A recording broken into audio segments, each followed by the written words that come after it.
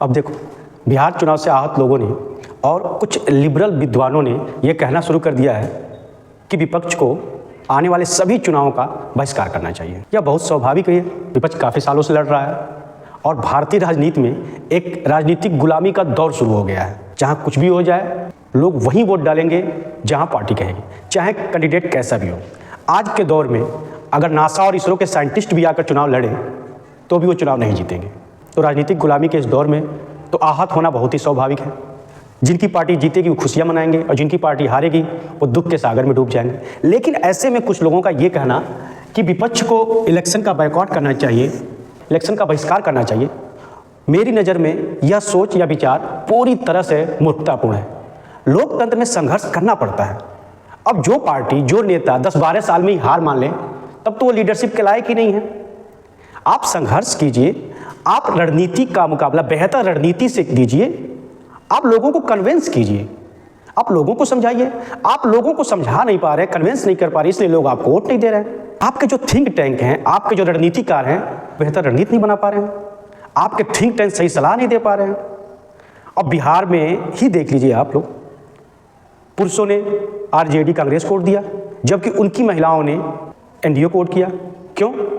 क्योंकि विपक्षी पार्टियों ने महिला संगठनों पर काम नहीं किया, महिलाओं को कन्विंस करने का काम नहीं किया। तो ये रणनीतिक हार है।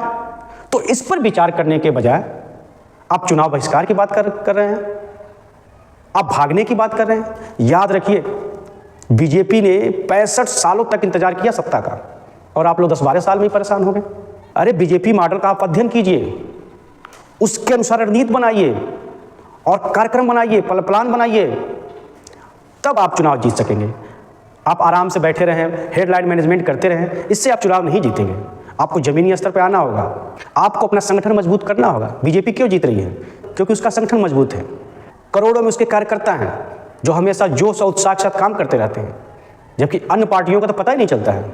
न उनके कार्यकर्ता दिखते हैं, ना ही उनके नेता दिखते हैं। बस फ्रंट लाइन के नेता दिखते हैं। राहुल गांधी दिखते हैं, अखिलेश यादव दिखते हैं, तेजस्वी यादव दिखते हैं। बाकी सेकेंड लाइन, थर्ड लाइन के नेता दिखते ही नहीं, मिलते ही नहीं हैं। न गांव में जाते हैं, न टाउन में जाते हैं, कहीं नहीं जाते हैं। जमीनी स्तर पे लोग काम ही नहीं कर रहे हैं, तो वोट कैसे प्राप्त करेंगे? फिर से मैं दोहरा रहा हूँ, प्रधानी मॉडल जीतने के लिए अपनाना पड़ेगा। अगर आप जीतना चाहते हैं विधानसभा, लोकसभा की सीटें, तो आपको प्रधान को पकड़ना पड़ेगा, वार्ड मेंबर को पकड़ना पड़ेगा, बीडीसी को पकड़ना पड़ेगा, तब जाके आप चुनाव जीत पाएंगे। आपको सड़क से लेकर संसद तक संघर्ष करना पड़ेगा। अगर चुनाव में धांधली हो रही है, इलेक्शन कमीशन सही से काम नहीं कर रहा है, सुप्रीम कोर्ट अपने उत्तरदायित्व को भूल चुका है, तो इसके लिए आपको संघर्ष करना पड़ेगा।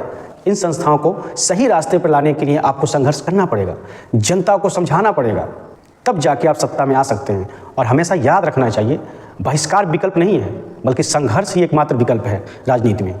और ये भी याद रखने की बात है कि परिवर्तन ही प्रकृति का नियम है।